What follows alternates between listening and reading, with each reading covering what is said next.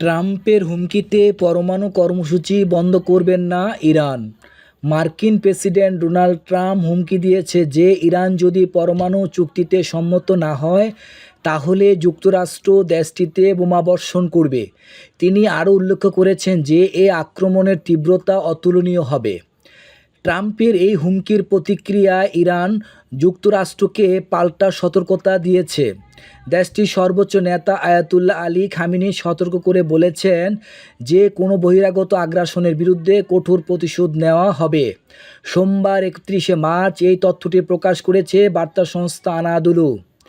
বার্তা সংস্থার তথ্য অনুযায়ী মার্কিন প্রেসিডেন্ট ডোনাল্ড ট্রাম্পের ইরানে বোমা হামলার হুমকির প্রেক্ষিতে ইরানের সর্বোচ্চ নেতা আয়াতুল্লাহ আলী খামেনি প্রথম প্রতিক্রিয়া হিসাবে সতর্কতা জারি করেছেন। তিনি উল্লেখ করেছেন যে যে কোনো বহিরাগত আগ্রাসনের বিরুদ্ধে কঠোর প্রতিশোধ নেওয়া হবে।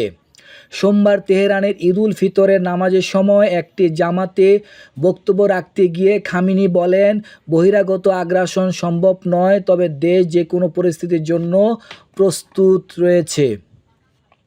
তিনি উল্লেখ করেন, আমরা মনে করি না যে কোনো বাহিরে আগ্রাসনের সম্ভাবনা রয়েছে, তবে যদি এমন কিছু ঘটে তাহলে তারা অবশ্যই একটি কঠোর প্রতিশোধের মুখোমুখি হবে এবং যদি তারা আমাদের দেশের অভ্যন্তরে রাষ্ট্রদ্রোহের উস্কানি দেওয়ার চেষ্টা করে যেমন তারা অতীতে করেছে তাহলে ইরানের জনগণ তাদের উপযুক্ত জবাব দেবে। এই মন্তব্যটির ট্রাম্পের পক্ষ থেকে ইরানকে দেশটির পারমাণবিক কর্মসূচি নিয়ে আমেরিকার সঙ্গে একটি চুক্তিতে পৌঁছাতে ব্যর্থ হওয়ার পর বোমা হামলা এবং সেকেন্ডারি শুল্ক আরোপের হুমকি দেওয়ার একদিন পর এসেছে। ইরান মূলত ট্রাম্প প্রশাসনের সঙ্গে সরাসরি আলোচনা করার প্রস্তাব প্রত্যাখ্যান করেছে, তবে তেহরান বিতর্কিত পারমাণবিক ইস্যু সমাধানের জন্য পরোক্ষ আলোচনা চালানোর সম্ভাবনা রেখেছে।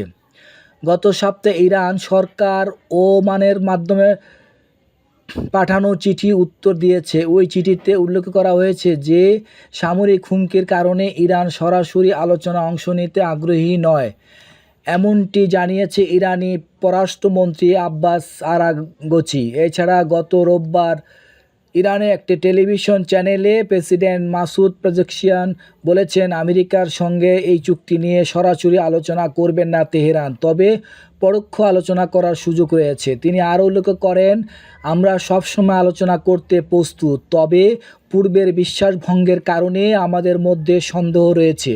এছাড়া ইরানের নেতা আয়াতুল্লাহ খামেনি পরোক্ষ আলোচনার পক্ষে মত প্রকাশ করেছেন। এদিকে সোমবার খামেনি বলেন, গাজা ও লেবাননের ঘটনার কারণে এই বছরের পবিত্র রমজান মাস বিশ্বব্যাপী মুসলমানদের জন্য তিক্ত হয়ে উঠেছে। তিনি মন্তব্য করেন, ফিলিস্তিনিদের বিরুদ্ধে ইসরায়েলি নৃশংসতার আমেরিকা জড়িত। তিনি ইসরায়েলকে পশ্চিম এশিয়ার অঞ্চলে পশ্চিমা শক্তিধর দেশগুলোর একটি প্রক্সি শক্তি হিসাবে চিহ্নিত করেন এবং জোর দিয়ে বলেন, অপরাধী গোষ্ঠীকে ফিলিস্তিন থেকে উৎখাত করতে হবে।